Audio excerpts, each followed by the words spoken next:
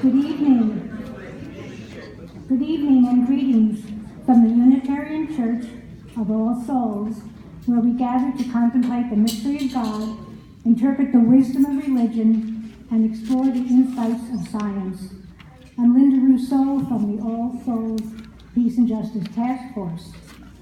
Our task force has partnered with the Big Apple Coffee Party and the All Souls Lifelines program, which concerns cogent talk about a complex world. Tonight, we bring you an important forum on the Trans-Pacific Partnership, who wins and who loses in this secret deal. We're fortunate to have an all-star panel and an excellent moderator. And now I turn the program over to Sally Swisher, a member of the Big Apple Coffee Party.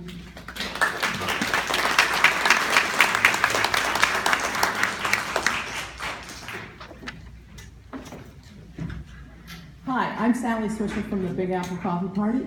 I just wanted to tell you a little bit about who we are and what we do before we go forward.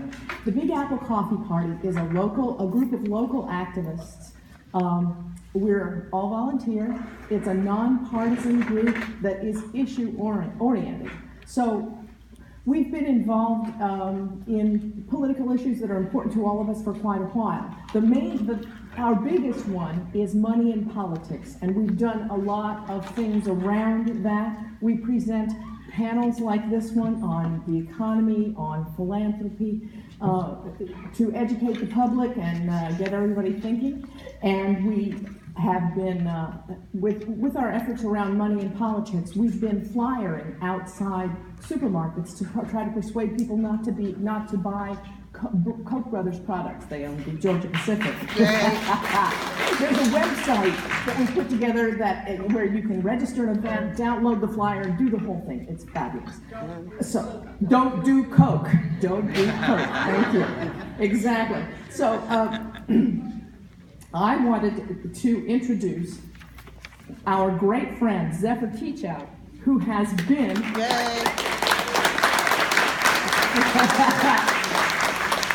She has been a great friend of the Big Apple Coffee Party for a long time. She was on our very first panel, Should Corporations Decide Our Elections, which we held here at All Souls, and it was fabulous.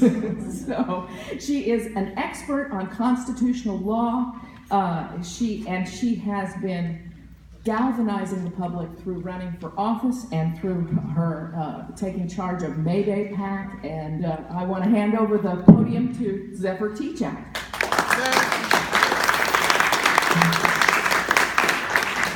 Thank you.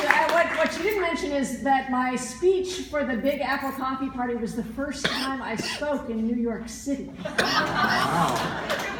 It was in 2010, and I was really nervous. We have a lot of work to do tonight. Those of you who've seen me speak before, I often quote poetry. There's no room for poetry tonight. We have to learn, because we are at this incredibly serious constitutional moment. And the TPP threatens not just individual policies, but actually the shape of power in our country and the shape of power in our world. I want to thank the Big Apple Coffee Party for their extraordinary activism and for hosting this event, because I think this is everybody turn off their phones. A moment of silence while you turn off your phone.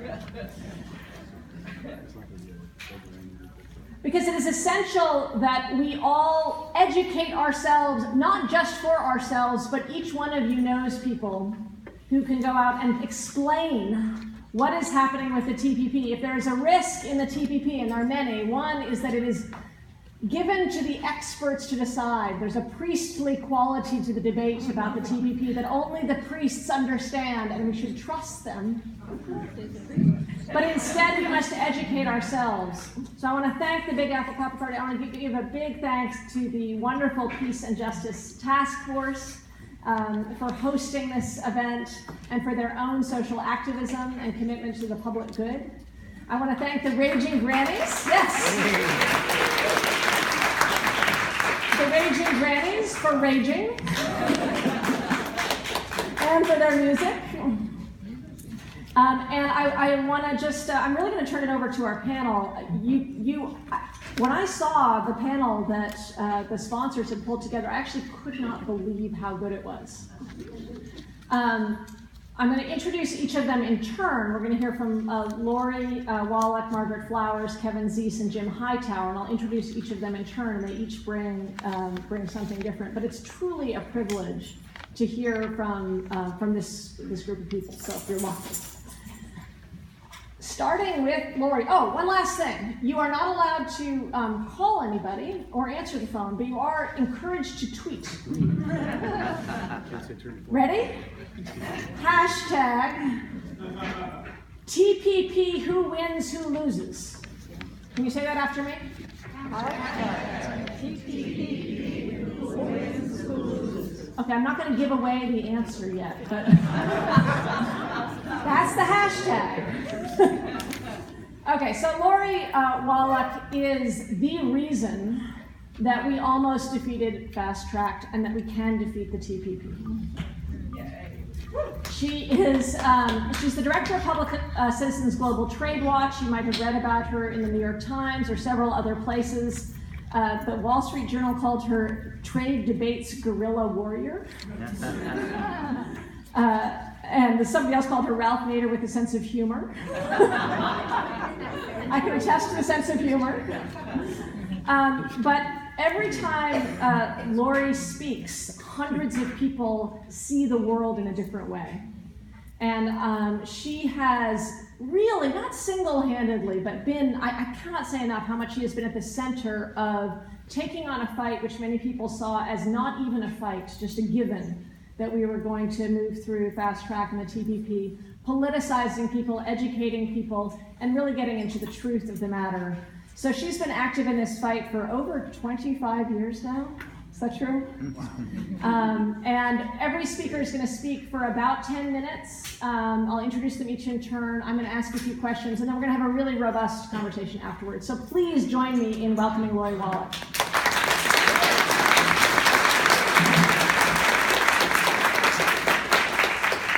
Thank you all. Thank you for the organizers inviting me, and that was a very kind introduction, Zephyr. She's one of my heroes. So the fights that have happened because of my colleagues here, because our colleagues all around the world in the same fight, because of all of you. And that is actually the story of how we're going to stop the TPP, which is totally doable, actually. The one thing about that agreement, especially now that we've actually seen the text, and we can see how really heinous it is it's a major overreach. It is so beyond the pale that actually we have the ability to put together the biggest coalition ever. Because almost every goal, not just of progressive people, but of people who would not even identify themselves in the political spectrum, but who just care about having a decent standard of living and having a good job, who care about making sure their kids' food is safe, who have a granny who has medicine and it's expensive, who have a notion, whether conservative or progressive, that they should make the decisions that affect their lives, and those shouldn't be sent away to some unaccountable system. All of those goals and values are just kind of American values, but frankly, they're the values of most of the people in the other countries in the TPP. Those values are all insulted, trampled, ripped to smithereens in this agreement. And in a very systematic way, it is a handful of very large corporate interests that would benefit from this agreement against all of us. And that is the scariest thing about this agreement, but that is also the power we have to win. So part of what I'm going to talk about what's in the agreement, I'm going to talk about in the context of how all of us can be helping to educate other people. There are two pieces of business about how we're going to stop the TPP. There's a very specific set of members of Congress who are going to make that decision. The work done across this country almost meant Fast Track was defeated. It's a very close vote. There are very few votes that have to be turned, and there's no TPP. So there's a very specific list of members and House of Representatives who are going to have to vote no. Then there is making sure we get the public to understand what the TPP means as far as the disaster going forward, so those members of Congress feel the necessity to do that thing, vote against it. And that's a much broader public education campaign. And so whether or not you have you live in the district of one of the targeted members of Congress in New York. We all need desperately to educate our colleagues, our friends, our families, our enemies, our neighbors, anyone we run into. We can think of a way to bring it up, because this really is one of those moments where it's kind of a point of no return. If we go down that TPP road, it is, without exaggeration, a very scary and bad place that is going to be very hard to get back from. So why do I say that? This is an agreement that for 7+ years has been negotiated in secrecy with more than 500 official trade advisors representing corporations. In that time, we, the public, as well as the press, and most of the time Congress, that has constitutional authority over trade, though that's not mainly what this agreement's about, have been locked out. As a result, we have a 30-chapter agreement that has 1,200 pages of law, plus another 5,000 pages of details, exceptions, and schedules of commitments, that of those 30 chapters, 6 of them have anything to do with trade. All those other chapters basically rewrite wide swaths of our domestic laws, the things that we think we decide in city councils and state legislatures and Congress and our courts domestically. And this set of rules would be put into place in a sort of slow motion coup d'etat via trade agreements. Because you know, all smart people are for free trade. But that's not what the TPP is. It's a delivery mechanism for an entirely different agenda that is not good for people or the planet. And why do I say that? We knew from leaks already that, number one, the TPP will offshore more American jobs. How can I say that with certainty? Because the text leak that showed, it's still there, we have a final text now, but early on already was agreed, the investment rules that incentivize offshoring. They make it cheaper and easier to relocate jobs from the United States and other countries where generations of folks have struggled to have higher wages, to have the worker safety and environmental standards, and take them to places where people don't have those rights, where wages are low. And in the case of the TPP, we have the low-wage alternative for offshoring to China, Vietnam. So number two, the TPP will bring down American wages. So a whole batch of economists, including many of those who supported NAFTA, who would just fess up and say that. Why? It's basic market economics. We're going to have Americans directly competing with workers in Vietnam who make 65 cents an hour. 65 cents an hour. And with those investment rules, it's cheap, it's safe, it's actually subsidized if the US firms move the jobs there. So you saw what happened during NAFTA. In Mexico, wages were about $10, $12 a day. So this is half the China wage. The third thing we know is we're going to get flooded with unsafe imported food. Why do we know that? Because actually the trade representative admitted that they were putting into place new rules to allow imports of food that didn't meet our domestic standards. And this is a very big deal with the TPP because amongst the countries are Malaysia and Vietnam, who are some of the biggest importers of shrimp. These are farmed shrimp. These are shrimp that are farmed in conditions that you really would not find sanitary or safe. And because, among other things, human and animal waste is used to fertilize the ponds, then tons of antibiotics are chucked in afterwards. So you basically have antibiotic marinated poop shrimp. There's just no other way to put it. And right now, we stop a lot of that. Only 1% of the shrimp is inspected coming into the US. It's disgusting but true, but they sample according to where there are troubles. And Vietnam and Malaysia get way oversampled, except the TPP has a provision saying you can challenge the sampling decisions of border inspection. It's unfair because you're discriminating against a country. Well, you discriminate against the ones that have a problem. That's how you use the resources. Ixnay under TPP. Bon appetit. The fourth thing that we know is that the TPP will raise our medicine prices. There have been leaks of that chapter on patents, but now we have finals on both patents and a provision that would allow challenges to Medicare bulk purchasing and formulary pricing. So the patent chapter basically even rolls back some of the reforms that George Bush made under duress from the Democrats in Congress for his last trade agreements. It would allow monopoly extensions for what is called evergreening. So like, for instance, you can get a 20-year monopoly right to sell a medicine and charge whatever the hell you want. But then when that 20 years is up, you get generic competition. As we all know, price goes way down. Except under TPP, every signatory country has to do things like have a new 20-year monopoly for a second use. So like, here's just my favorite example. You know, Viagra was made as a hair-growing tonic. It had that other effect that they found out later by accident. So you would have 40 years of monopoly, say, on that drug. You got the hair version, and then if you don't find out about the other use for another 20 years, you get another 20 years. It's the same chemical compound. It's doubling the length. As well, new exclusivity on the cutting-edge biologic drugs. The cutting-edge drugs are actually really life-saving potential cures for cancer. Already ridiculously expensive. Many of the countries in TPP have no exclusivity rules. This would have at least 5 years, maybe 8, where again, there'd be no competition, prices would be sky high. These are provisions that are gonna kill people. In the developing country, TPP members, these are provisions that will kill people. They have access to medicine now, they will not in the future. This is a choice. In our country, what it means, those provisions, but also the rules that allow the pharmaceutical companies to challenge the formulary, the purchasing decisions of Medicare, Medicaid, etc., means higher prices, more people in this country not able to get access to medicine, and also unneeded expenditures of government money that should go into building infrastructure, creating hospitals, creating jobs here, taking care of the environment.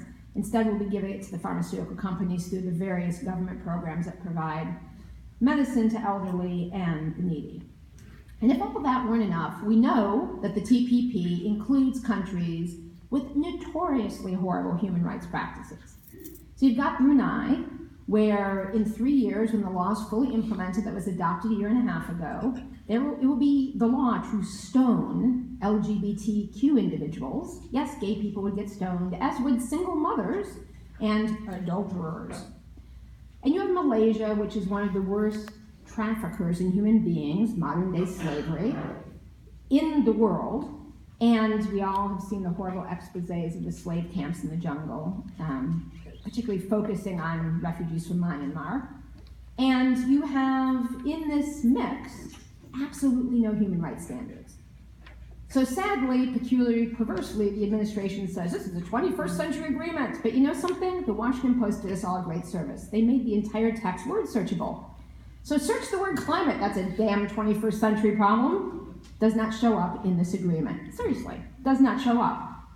There are rules that would forbid us from ever banning the export of liquid natural gas or managing a lot of our energy policies, but the word climate doesn't appear. The word human rights does not appear. And in addition, we have in many ways an agreement that's worse, perversely, than the previous agreements that Bush had negotiated. Not just is the intellectual property chapter a rollback, but also the environment chapter whacks 7 of the 8 agreements that provide the environmental standards for the enforcement of standards on the environment in the environmental standards chapter, which is to say there were 8 of these agreements that were enforceable. Now, there will be 1 that is enforceable. That is the standard that theoretically is the environmental standard the agreement is supposed to hold countries to. How that happened, unclear. But all of the new conservation standards that are being touted, the standard there is countries shall endeavor to combat. Endeavor to combat means, for instance, that's the exact language for the wildlife provision. Endeavor to combat means if you put up a poster saying, do not trade in medicinal animal parts, you have endeavored to combat. It does not ban the trade in these goods. It does not ban the particular practices. And then, believe it or not, there are new rules that would limit internet freedom and roll back our rights to use the internet without interference, but also without basically having governments forced to be internet cops and shut us down and knock us out. These were not in past agreements.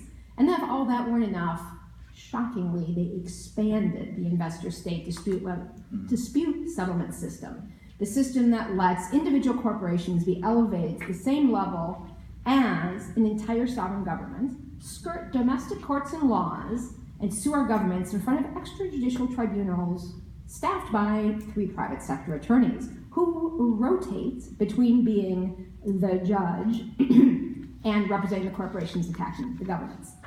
These tribunals under the TPP still have no conflict of interest rules, still allow the rotating, still have no limits on how much taxpayer money can be ordered to compensate said companies, and if all that weren't enough, 9,200 additional corporations would be explicitly authorized to use the investor-state system against the US.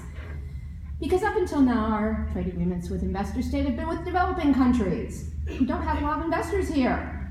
All of the Japanese and Australian and other companies, of which there are almost 10,000, almost as many as we right now face liability under investor state in one fell swoop, would be added.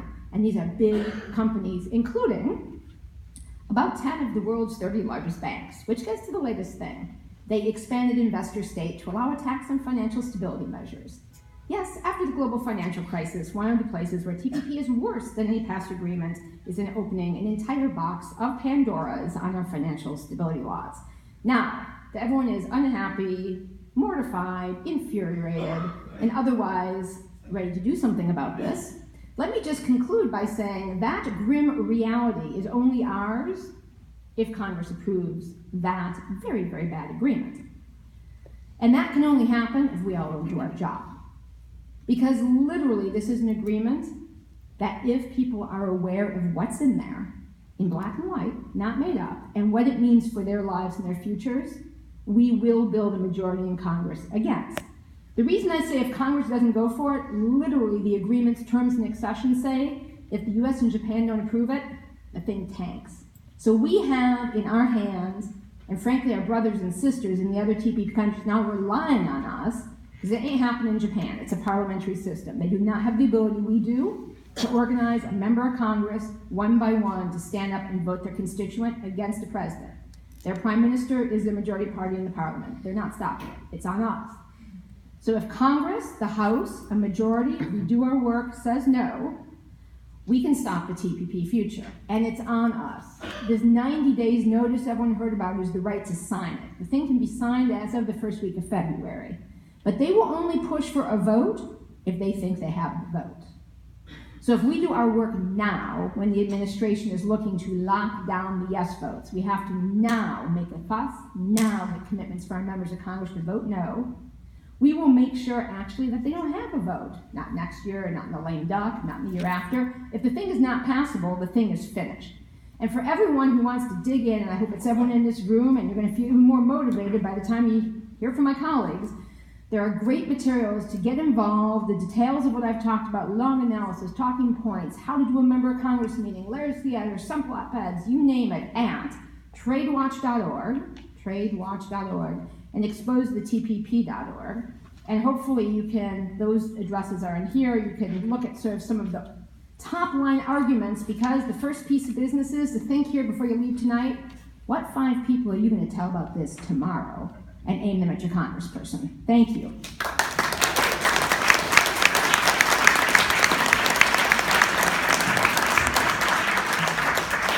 Thank you. Next up, we have Margaret Flowers, who is a pediatrician, or was a pediatrician. So, non-practicing pediatrician. Practicing political medicine. And she's now running for U.S. Senate in Maryland. She's been a leading advocate for single-payer health care. And she is a co-director of Popular Resistance, which is an organization some of you may have heard of, and has been doing a lot of the leadership around organizing in this area and others. So thank you, Margaret.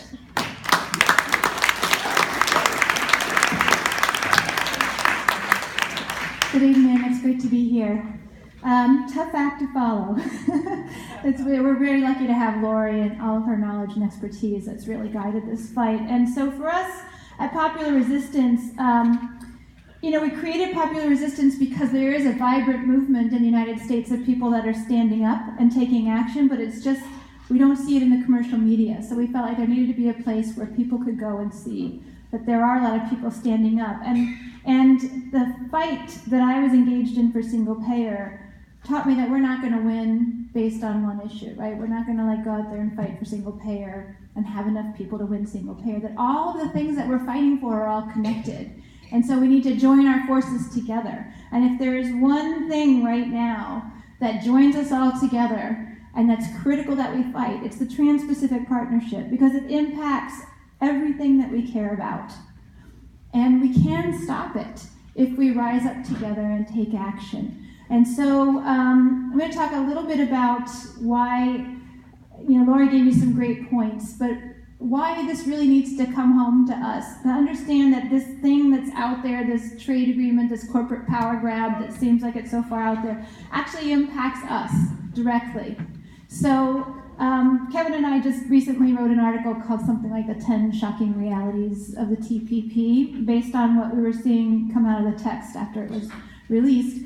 And I thought maybe I'd do this like David Letterman, like 10 top reasons. And then I realized I wasn't that clever. And that 10 is a really lot of things to remember, so I broke it down to 3.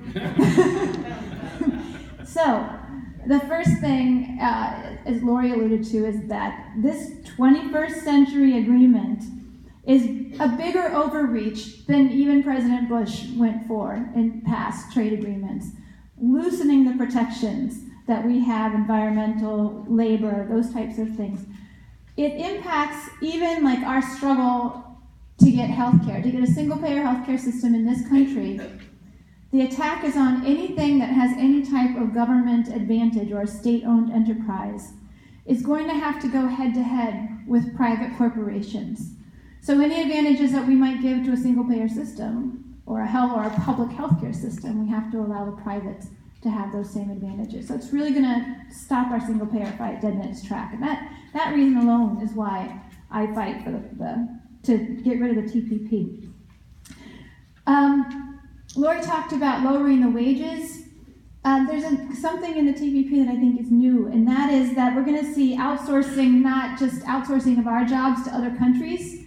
We're going to see kind of this internal outsourcing, where foreign corporations who have operations here in the United States can bring in their own workers from their countries and pay them at the wages that they would pay in their country, not at U.S. wages. So we're going to see this race to the bottom. Yeah, what? Like these things are yeah, what? The other thing is that it bans Buy America at the federal level. So when we say we're going to do like a major green energy transformation, green energy works program, and we're going to create solar panels and windmills and things like that, we can't give preference to U.S. manufacturers of those things. What they also included in here is a path towards developing Ban America at the local level. So it will actually impact our procurement at the local level as well down the road. So that's number one. It's rolling back these protections that we've had before, even more than we've had. The second thing is the corporate courts, and Lori did a really great job of explaining that. But one of the points that really comes home to me is that the lawyers who serve as judges on these corporate courts can play dual roles. So they can leave their corporation and go serve as a judge in one case, make a ruling, maybe set a new precedent. Then they can go back to their job as a corporate judge, a corporate lawyer, and they can bring a case before the tribunal as a lawyer. So what do you think they're going to do? They're going to think, wow, I really need this precedent set so I can, make this advance in this other case. So it's really unethical, and there are no ethical codes in it. The third thing that I think is really critical to understand with the Paris talks that are coming up in December at the United Nations COP21 Paris Treaty is that treaty is going to be a non-binding agreement. The Trans-Pacific Partnership is going to be a binding agreement. So anything that they put in the COP21 non-binding is superseded by what's in the Trans-Pacific Partnership, and it is going to be driving more extreme extraction of fossil fuels and export of those from the United States. So those are three things I think that are really critical. So what are we going to do about it? So we have beat back these types of agreements before, the multilateral agreement on investments, the free trade area of the Americas, those were beaten back. We, through the fast track fight, we collectively created this movement of movement. People who care about healthcare or food safety or the environment or labors or internet or corporate power or financial overreach. All these people have been coming together and fighting, and we held off fast track for a long time. We pushed this fight into an election year, and that in itself is incredible. We should really give ourselves a hand for doing that. So now we have this really strong base. They were just able to squeak by fast track by twisting arms and making promises. And so we have this very strong base that we can build off. And the one thing we learned in the fast track fight was that we did a great job, but we're going to need to do just a little bit more. We're going to need to escalate our actions. And so that's why I'm excited about the upcoming actions that we have actually starting this Saturday. If you haven't heard, we call it the Fall Rising. It's a mobilization to stop the Trans-Pacific Partnership. It's happening in Washington, D.C. If you can make it down there, that would be fantastic. We have flyers on the table back here with a schedule. There is a van that's being rented to bring 15 people down, and I think they still have some spaces. And we also received a donation today, a very generous donation, so that we can provide stipends for people who want to take a bus down to DC for this mobilization. Some of the reasons for this mobilization, why it's so important, are that we need to increase our skills. And so to do that, we're going to spend the weekend training and preparing, learning how to make spectacle creative art, learning how to do direct action, and that in direct action there are a lot of different roles. You don't have to be the one that's doing the sit-in or the die-in or whatever. There are a lot of support roles that are involved in that as well. So we're going to increase our skills over this weekend. And then we're going to go and hit the streets on Monday morning, and we're going to do 3 days of direct action, rallies and marches in Washington, D.C. The purpose of that is to raise awareness. There's still a lot of people that don't know what's going on. And so these actions, we hope, will get out and spread out into the broader public. But it's also to start also flexing our muscle for when this agreement gets into Congress, because we're going to have to escalate again. So I encourage you to get involved in that fall mobilization if you can in any way. If you can come down, that's great. If you can't, we've got ways that people can participate remotely, as well as you can organize your own action. Our action calendar is filling up with local action, so if you want to do something here, that would be really great. There's other things that we need to do in this fight as well, beyond that.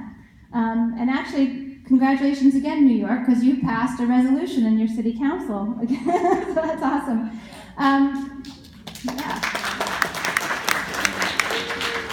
Cities and towns across the country are revving up again to pass TPP free zone resolutions. And so that's going to be another critical piece. If you know people in other cities, other states, reach out to them, encourage them to get involved, because this is a great way to organize locally. It's a way to build a coalition locally of people, teach them about how this is going to impact them right at their city level, go to your city or county and get them, your council, to pass a resolution against the TPP. Because what we're trying to do is really create a political culture where people are so aware and so refusing to obey this, that members of Congress are not going to feel that it's safe for them to vote for the Trans-Pacific Partnership. And that's what we're trying to do. We're trying to change this political culture. And then the other piece that's really critically important is getting out the message. We've already seen, if you look at the U.S. Trade Rep website, have you seen these little memes that they've made about how great it is for enforcing, environmental protection or providing good jobs? We need to counter that misinformation, that propaganda. And so we've created a team called the Media Mobilizers. And if you go to flushthetpp.org, which is our campaign website, it's Flush the TPP. Because people couldn't remember when we first started doing this what the initials were, so we just started calling it Toilet Paper Plus. We used a lot of imagery that was related to toilets, and that seemed to get it to stick. So if you go to flushthetpp.org and you click on the tools for media, you can sign up to be a media mobilizer. And basically what we're asking people to do is each day we send out an email with some key updated information about the Trans-Pacific Partnership, and then you have at it. You can use that to post on your Facebook page. You can send an email blast out to your friends and family. If you tweet, you can tweet about it. If you are comfortable with writing letters to the editor, you can write letters to the editor about it, whatever you need to do. But what we're trying to do is create this wave of citizens media that's going to overcome the misinformation and the commercial media and get the word out. And we did that before. We did that when they were first brought the Trans-Pacific Partnership, started negotiating it. There was a real media blackout on it. And we were able to overcome that media blackout through the citizens media. So we need to do that again more than ever, because we know that it's going to be a very strong push of misinformation out there. So I'm just going to leave you with, this is a really critical fight. It's going to set back everything that we've been fighting for if this goes through. But we can beat it. We're building a movement of movements. We're changing the political culture. It's going to have widespread ramifications on everything that we care about, because as we build this movement, we can continue to push forward and push for the real solutions that the majority of us want to see happen, and that Congress is not going in the right direction, but as we make this wave of change, we'll change that too. So thanks very much.